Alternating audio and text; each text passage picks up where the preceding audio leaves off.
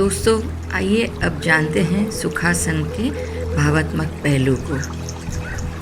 भगवान पतंजलि ने बहुत अच्छे से योगासन की परिभाषा समझाई है। उन्होंने अपने सूत्र में समझाया है, स्थिर सुखम आसनम प्रयत्न शैथिल्यम प्रसन्न चित्त आत्मेन समाप्तिभ्याम।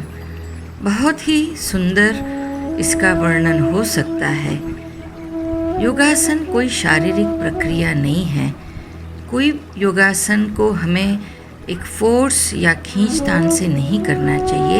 यही भगवान पतंजलि का कहना है। उनका कहना है स्थिर सुखम आसनम। आसन क्या है?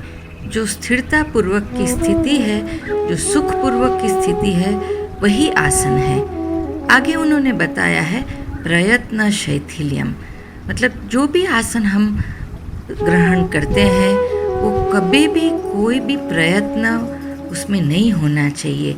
वो एक मनोदैहिक अवस्था है। शरीर अपने आप वो भाव जब हम अंदर उत्पन्न करते हैं, शरीर उसके जो स्नायु है उसको आराम मिलता है और हर एक जॉइंट्स जो है अपनी पोजीशन में हम ले जा सकते हैं।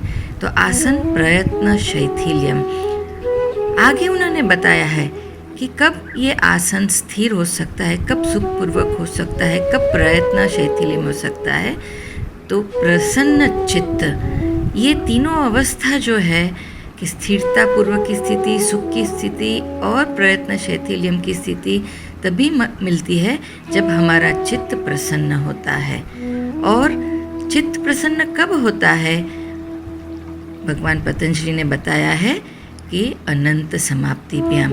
जब हम हमारी सारी वृत्तियों को, हमारी सारी इंद्रियों को हम ईश्वर को समर्पित करते हैं, ईश्वर की रचना को हम स्वीकारते हैं, तभी ये सुखपूर्वक की स्थिति हम धारण कर सकते हैं। दोस्तों, यही सुखासन है। इसीलिए सुखपूर्वक की स्थिति पाने के लिए हमें हमारी सारी वृत्तियों को एकत्रित करके अंदर की तरफ उसको ढालते हुए अपने आप में एक श्रद्धा, आत्मविश्वास और शांति धारण करके हमें ये आसन धारण करना चाहिए। पालथी मार के बैठ गए, हाथ और उंगली घुटनों पे टेक दिया, वो खाली एक शारीरिक अवस्था है। लेकिन सुख का अनुभव, ये आसन एक ध्यानलक्षी आसन कब बनता है? जब हम अपनी इंद्रियों को, वृत्तियों को शांत करते हैं। दूसरी बहुत एक महत्व की बात सुखासन में है कि हम अपने ज़मीन से जुड़े हुए होते हैं। धरती माँ से जुड़े रहने का मतलब ही है एक स्थिरता पूर्वक की स्थिति। और जब हम ये स्थिति में हम रहते हैं, तभी हमारी पूरी ऊर्जा शक्ति एक बहुत अच्छी तरफ दिशाएं पाती है और उससे भी हमारे मन को एक अलग प्रकार की शांति मिलती है। और तीसरी बहुत महत्व की बात सुखासन में बैठने से हमें मिलती है कि हमारे श्वास की जो लय है, उसकी जो गति है और उसकी जो अवस्था है, उसको एक बहुत अच्छा एक प्रेरणा मिलती है।